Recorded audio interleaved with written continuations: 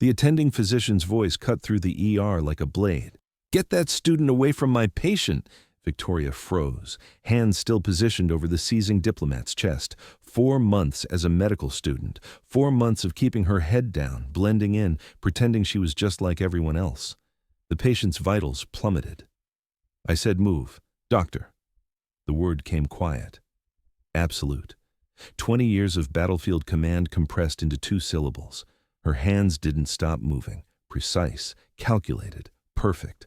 That's when the Secret Service agent in the corner went rigid, hand moving to his earpiece. His eyes locked on Victoria's face. Recognition. Then he dropped to one knee. The attending's clipboard clattered to the floor. They didn't know who she really was. Not yet. The attending physician's face flushed crimson. His voice cut through the stunned silence like a scalpel through skin. "What is the meaning of this? Why is my Secret Service kneeling?" Victoria didn't look up. Her hands moved across the patient's chest, checking, assessing, calculating. The monitor screamed its warnings. Blood pressure 70/40, oxygen saturation 82%, dropping. The second Secret Service agent shifted position, placed himself between Victoria and the door.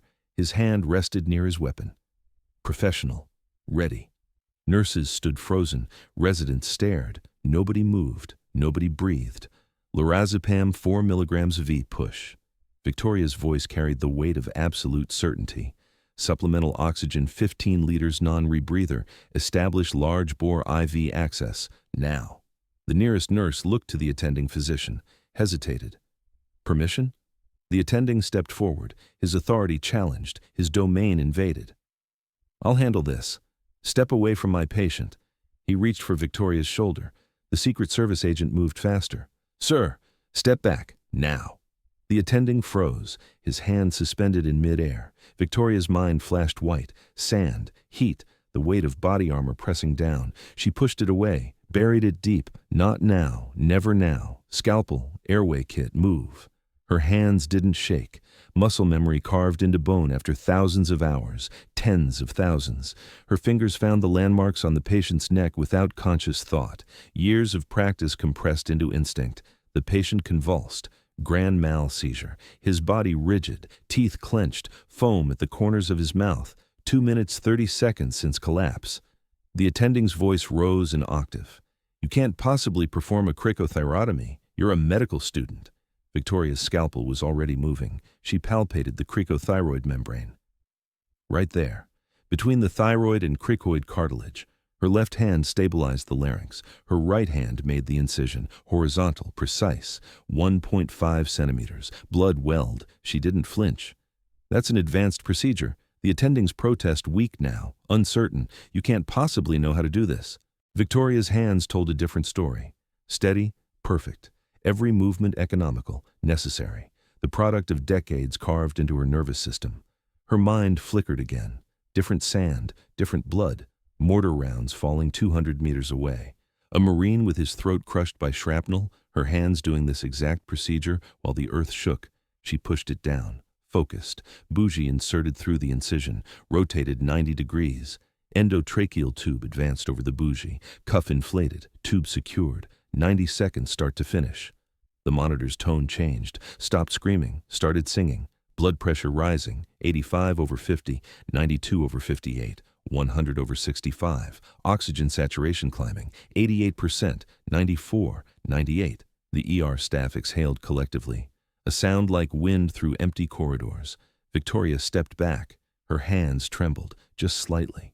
Just enough for her to notice. She clenched them once, twice. The tremor stopped. The lead Secret Service agent stood, touched his earpiece, spoke quietly into his cuff microphone. "Target secured. Dr. Moreno is on site. Repeat, Dr. Moreno is on site." The words hit the ER like a shockwave. "Doctor?" a nurse whispered. "She's a medical student." The attending's expression cycled through confusion, through disbelief, landed on anger. What the hell's going on here? The second Secret Service agent turned, professional, courteous, immovable. "Sir, you're treating Ambassador Chen. This woman just saved his life." Victoria's voice came quiet, certain, terrible in its implications. He wasn't seizing. Organophosphate poisoning. Someone tried to kill him. Gasps rippled through the staff. A resident dropped a clipboard, the clatter impossibly loud. The attending shook his head. That's impossible. We ran a full tox screen. Blood work. Everything came back normal. Victoria met his eyes. Check his pupils. Check them now. The nearest nurse leaned over the ambassador, pulled back his eyelids. Her face went pale. Pinpoint pupils, the classic sign, unmistakable, undeniable. Victoria's commands came fast, precise, no room for question. Start atropine protocol, 2 milligrams of E-push, then continuous infusion, pralidoxim 30 milligrams per kilogram over 30 minutes. He'll need chelation therapy and continuous monitoring for at least 72 hours. The attending stammered. How did you know? How could you possibly identify organophosphate poisoning when our entire lab panel missed it? Victoria didn't answer. Her jaw tight, her carefully constructed walls crumbling around her. The ER doors burst open. A third Secret Service agent entered, phone pressed to his ear. His eyes scanned the room, locked onto Victoria. He crossed the space in 4 strides. Ma'am, director wants confirmation. Victoria's hands clenched. 4 months. 4 months of anonymity, of being nobody, of learning without the weight of expectation crushing down. 4 months of pretending the past didn't exist. The agent held out his phone, every eye in the ER fixed on her, watching, waiting, the fragile fiction of her identity dissolving like sugar in water. She could walk away, refuse the phone, let someone else handle the political nightmare unfolding. But the ambassador's monitor beeped steady now, stable, alive, because of her. Victoria's jaw tightened. She reached for the phone, her fingers closed around it, cool metal against her palm, her old life reaching out across the distance, dragging her back. She raised the phone to her ear, every instinct screaming at her to run, to hide, to disappear back into the comfortable obscurity of being just another medical student. But she'd never been just another anything, and they all knew it now. The attending stared. The nurses whispered. The residents watched with something between awe and fear. The Secret Service agents stood at attention, recognizing what the hospital staff couldn't comprehend. Authority, command, 20 years of impossible decisions made in impossible circumstances. Victoria took a breath, steadied herself, prepared to step back into the identity she'd spent 4 months trying to bury. The phone felt heavy in her hand, heavy with history, with expectations, with the weight of who she used to be, who she might have to become again. The ER held its breath, waiting for her to speak, waiting for the truth to finally emerge from the shadows where she'd hidden it, waiting for Colonel Victoria Moreno to come back from the dead. Victoria held the phone to her ear, her expression carved from stone. Colonel. The director's voice crackled through. Need to know if this was targeted. The word colonel rippled through the ER like electricity through water. Heads snapped up, whispers ignited. Victoria's response came clipped, professional, the voice of someone who'd given situation reports while buildings burned. Confirmed. Anticholinesterase agent, likely VX variant or close derivative. Exposure route unknown, but absorption was systemic.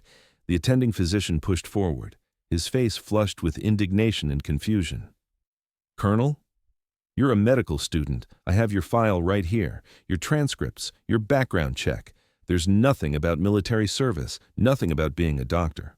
Victoria didn't acknowledge him, her focus absolute. He'll need chelation therapy, continuous monitoring for secondary exposure, and diplomatic security should sweep his entire detail. Someone got close enough to poison him. The director's voice came back. We're evacuating him to Walter Reed within the hour. Need you on the transport. Your expertise is critical. Victoria's jaw tightened. A muscle jumped in her cheek.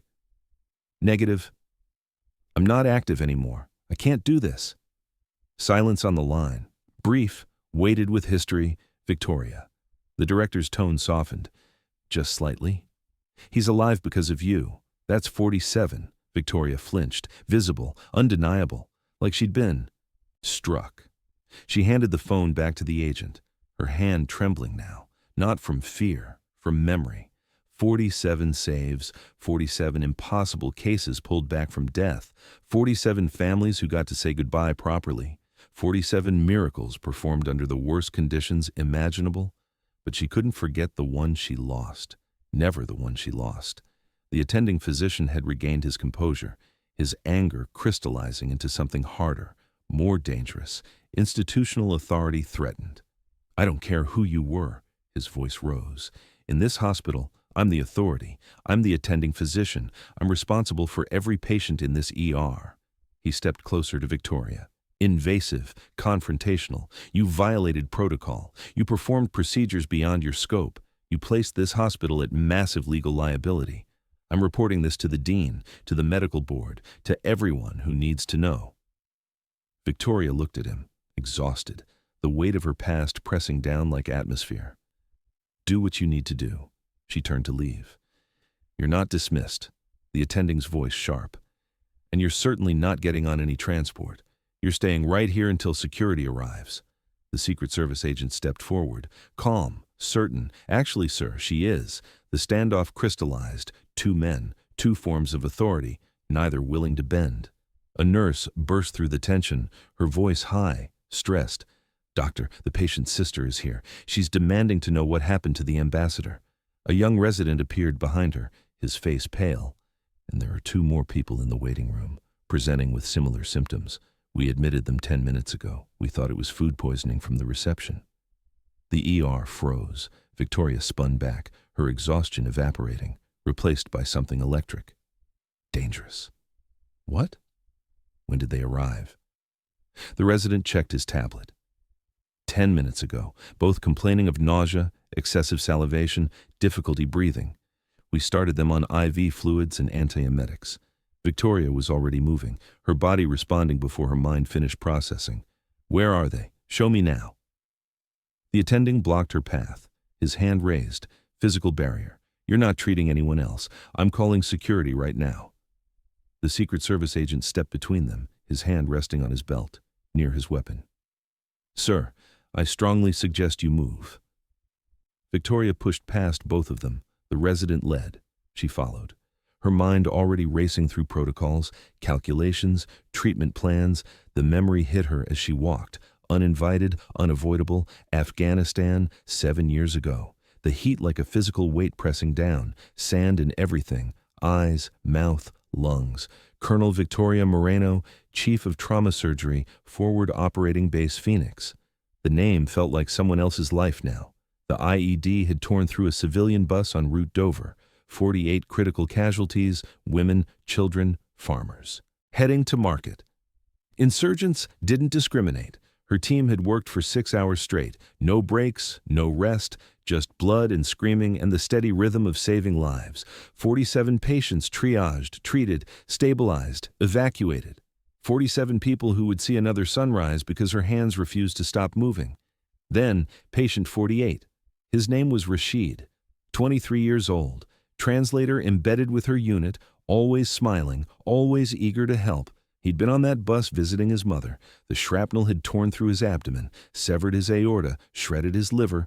Damage too catastrophic, too complete. She'd tried everything, every procedure she knew, every technique she'd learned, every desperate measure that might buy him another minute, another breath. She held his hand as he died, his blood warm on her fingers, his eyes finding hers. "You saved everyone else, Doc. Not your fault."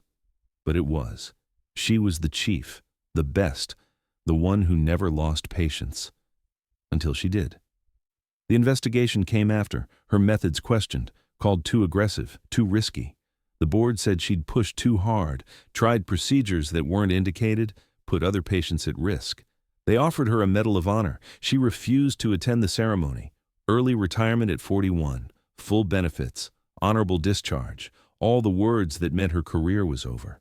She'd moved across the country, enrolled in medical school under her maiden name, started over as a nobody, just another student trying to learn, trying to forget, nobody knowing who she was. Until today. Victoria's hands trembled as she approached the two new patients, the past threatening to swallow her whole. The man was in his 50s, salt and pepper hair, expensive suit, sweating profusely, pupils like pinpoints, muscle fasciculations visible in his jaw and neck. The woman was younger, 30s, also well-dressed, excessive salivation, labored breathing, the same telltale signs. Victoria examined them both, fast, efficient, her training overriding her fear. She turned to the nurse. They were at the embassy reception. Weren't they? The nurse checked the intake forms. Her eyes widened. Yes. How did you know? Victoria's voice came flat, dead certain. This wasn't just an assassination attempt. It's a mass poisoning. Multiple targets, probably dispersed through food or drink at the reception. Her hands moved, starting IV lines, checking vitals, calling orders, atropine 2 milligrams of E-push for both patients. Pralidoxim loading dose. Get toxicology down here now. We need confirmatory testing on all 3 patients. The attending arrived with 2 security guards, his face purple with rage. I told you to stop. You're done here. Victoria didn't look up, her hands working on 2 patients simultaneously. Muscle memory, combat triage. These people will die in the next 8 minutes without treatment. Court-martial me later. One security guard hesitated, looked at the attending. Uncertain. The attending pointed at Victoria. Remove her. Now. Victoria stopped, straightened, locked eyes with the attending physician. Her voice came ice cold. Absolute. I've performed triage under mortar fire. I've done field amputations in sandstorms while insurgents fired on my position. I have survived things you cannot imagine. She took one step forward. These patients need atropine. Are you going to give it to them, or am I? The attending faltered, his authority crumbling against the force of her certainty. The Secret Service agent's phone rang. He answered, listened. His face went pale. He lowered the phone slowly. There are 17 more victims incoming from the embassy, all presenting with similar symptoms. ETA 4 minutes. The ER erupted into chaos, Victoria's past and present colliding in a single moment of terrible clarity. 47 saves. Now, 17 more lives hanging in the balance. She closed her eyes, took one breath, opened them again. The trembling in her hands stopped. Colonel Victoria Moreno stepped back into the war. The ER director burst through the double doors, a woman in her 60s, steel-gray hair pulled back tight. She'd run this emergency department for 23 years, seen everything, until today.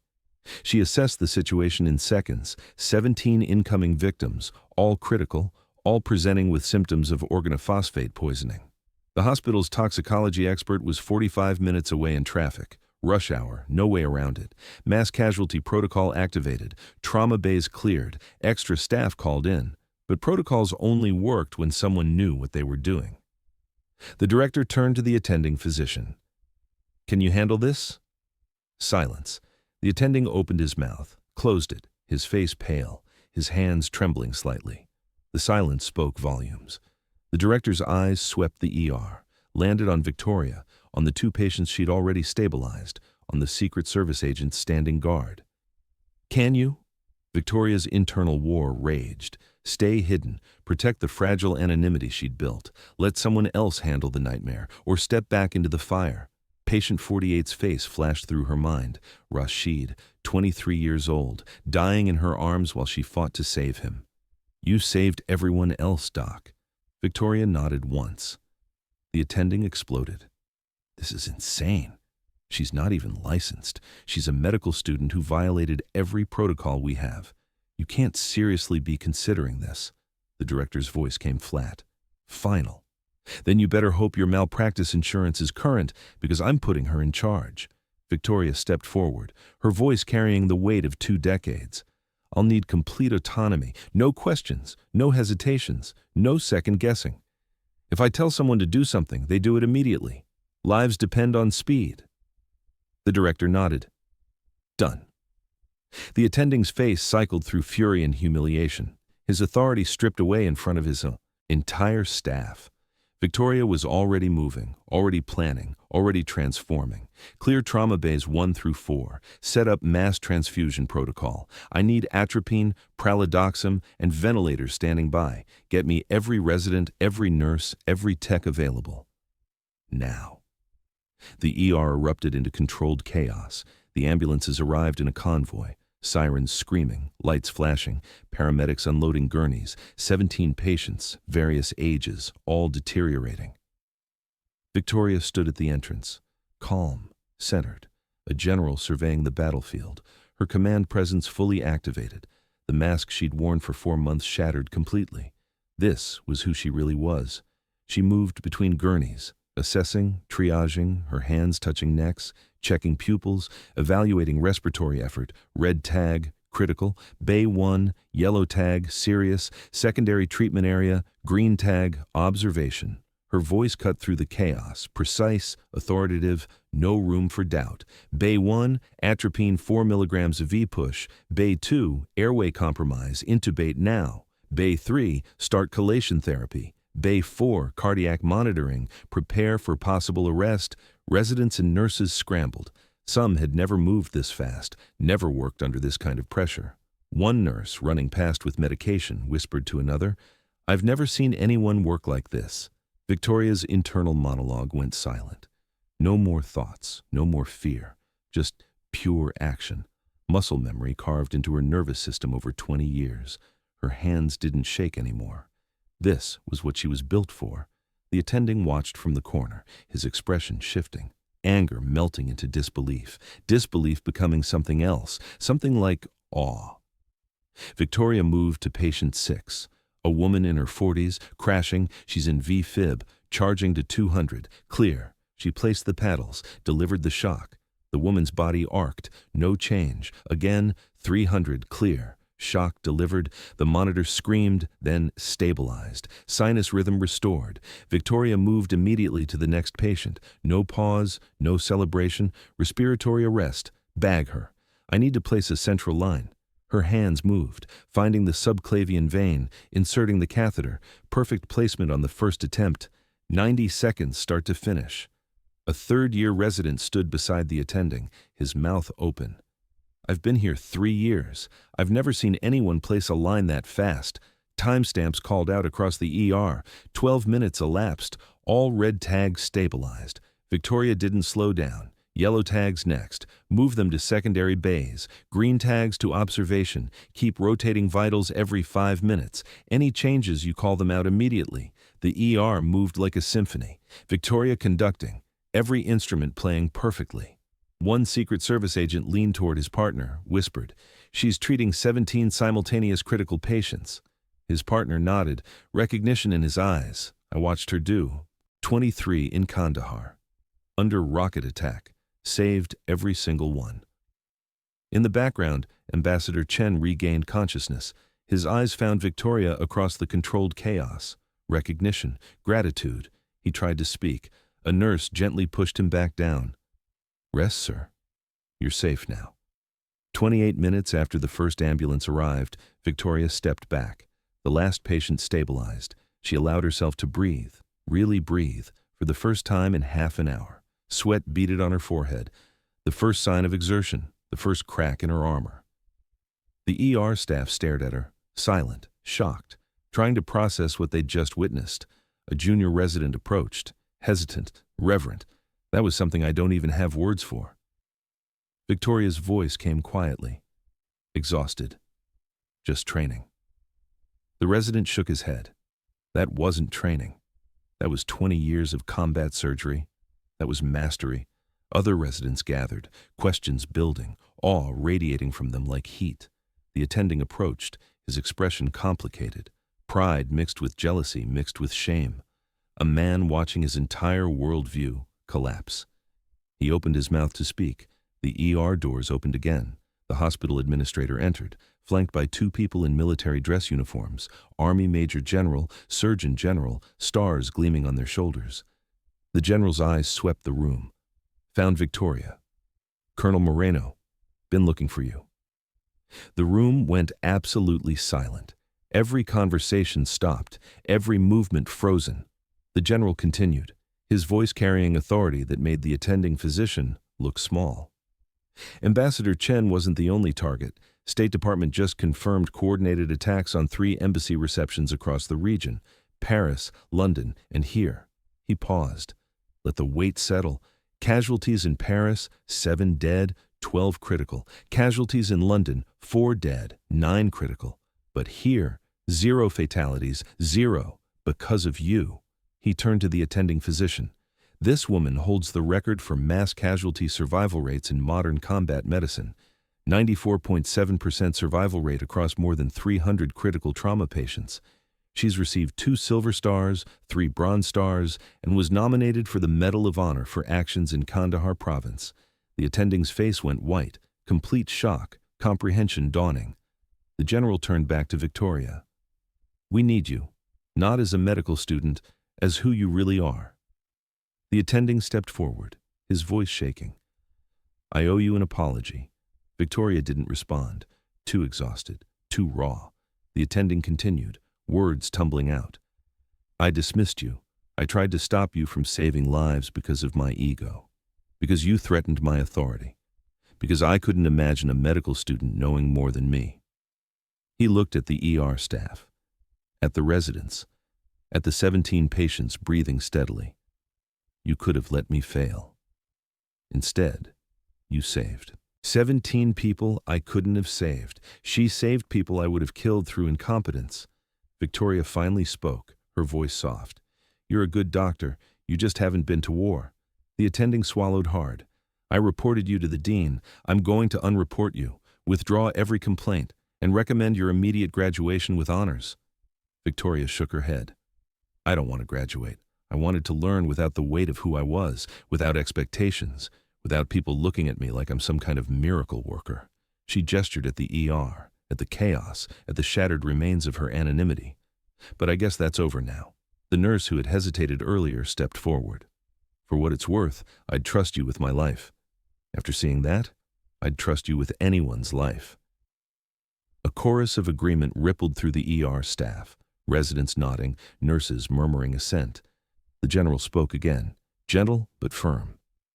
"Colonel, we are reactivating your commission. Emergency order from the Secretary of Defense. We need you back." Victoria's face showed the internal war, conflict, fear, determination battling against terror. "I can't go back.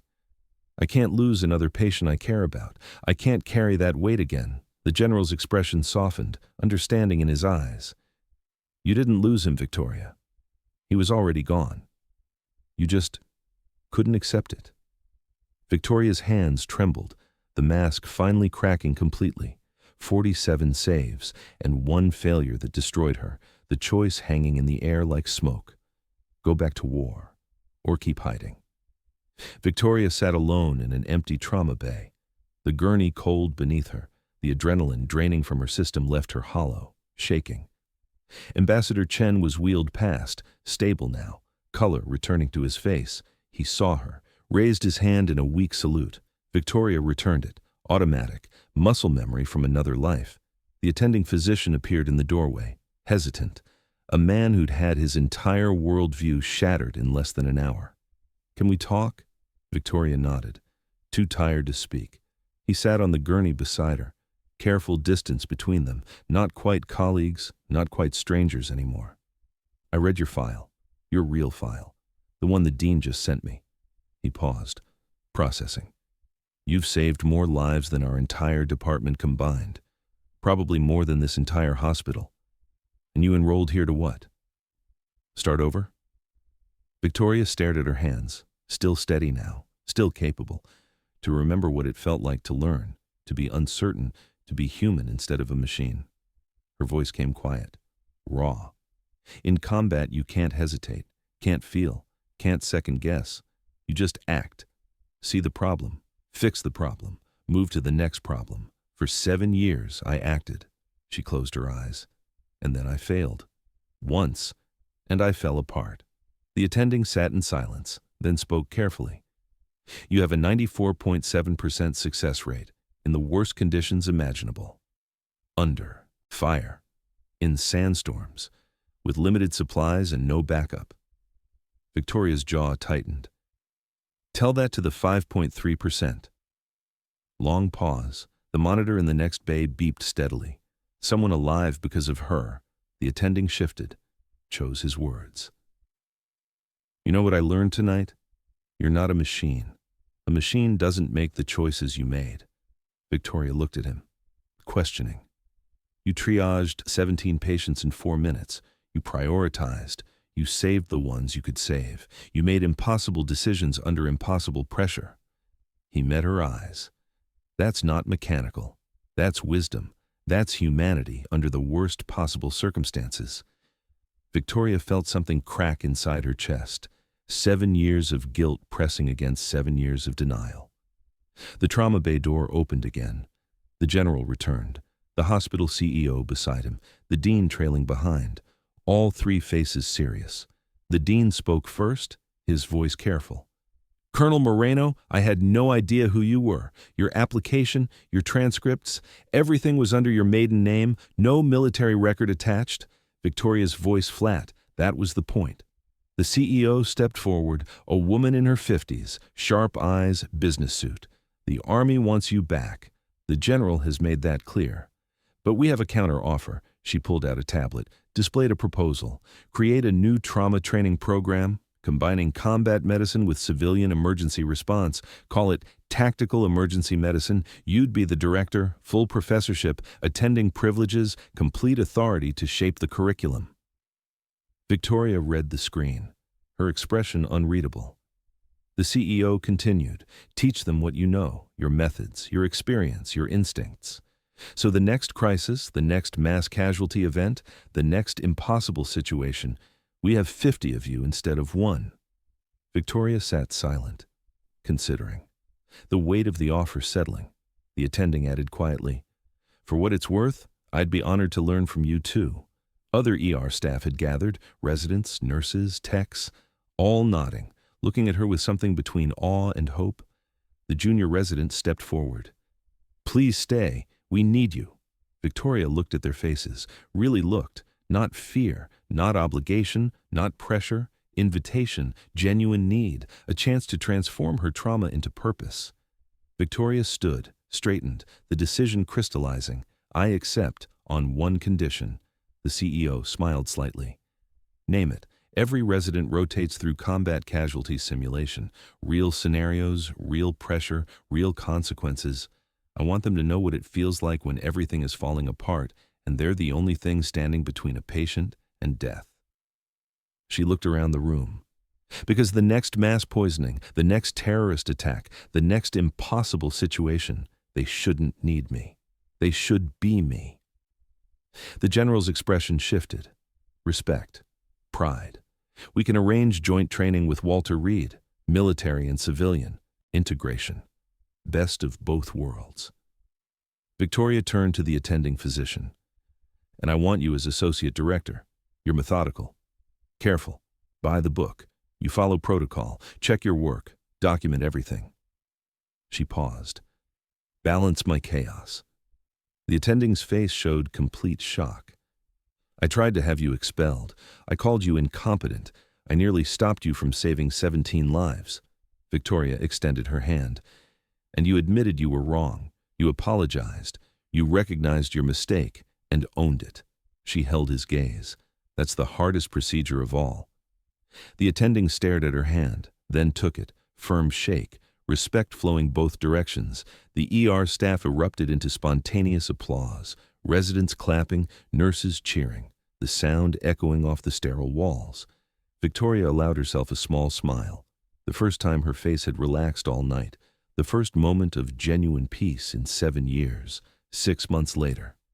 The simulation lab hummed with controlled chaos. Victoria stood at the center, white coat crisp, director of tactical emergency medicine embroidered across the pocket, mass casualty scenario in progress, residents responding, moving between mannequins, calling orders, making decisions.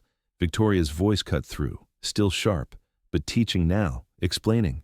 Good, but patient 3 is compensating. Look at his respiratory rate, 32, he's working too hard. You have 90 seconds before he crashes.